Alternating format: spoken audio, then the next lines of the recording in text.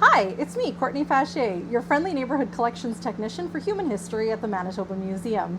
Today I'm continuing our little video series on the Criddle family, talking specifically about inlay work done by Evelyn Criddle and his brother Stewart.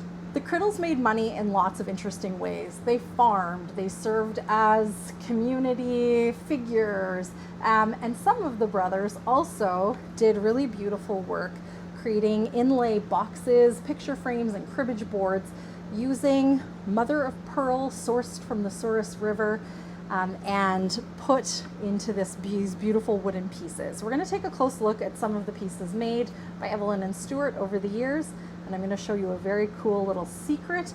So stick around to the end of the video so you can check it out. So Evelyn and Stewart would often undertake this pursuit at night by candlelight in their home in the evenings. This was very much a hobby. Evelyn, clearly a very, very skilled artist, and did incredibly intricate, very detailed work, often in floral patterns with a little bit of geometrics here and there.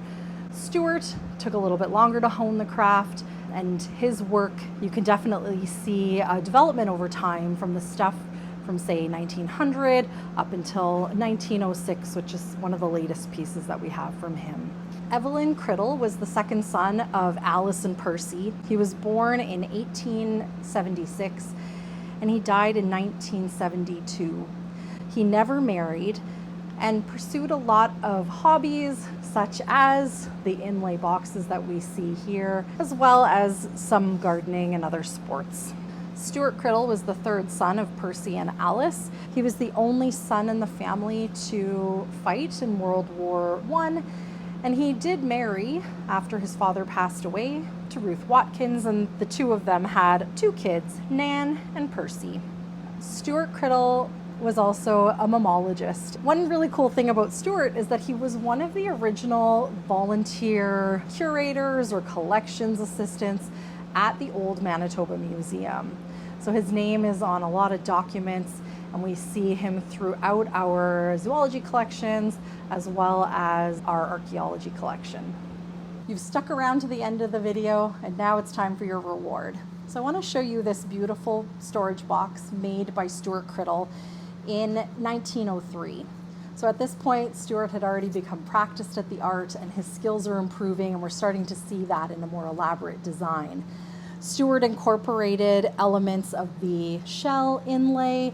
There's also what I think is probably antler, and then a few different types of wood.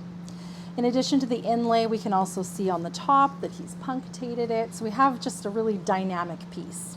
I cataloged this piece about 10 years ago, and cataloging involves really examining an object. We measure it, we look at it inside and out, we go over with a proverbial fine-tooth comb to make sure that we're not missing any details. The problem with this box was that I couldn't open it. I tried every which way, I took a very close look, could not see any keyhole in the front, and so I was a bit stumped. It took us a while, but eventually we located a small panel at the back of the box that when pressed opens it up. You see this little triangle, and if I give it a gentle push, I can open the box, revealing a beautifully lined interior. So the mechanism for opening this box starts over here. It goes through this little piece that separates the two sections of the box and then pops it open. I will admit, I thought maybe something magical would be inside, like some kind of treasure. The box was empty, but it's, you know, the lesson you learn along the way. I guess that's the real treasure here. Thanks so much for tuning in, and I will see you again in a future video.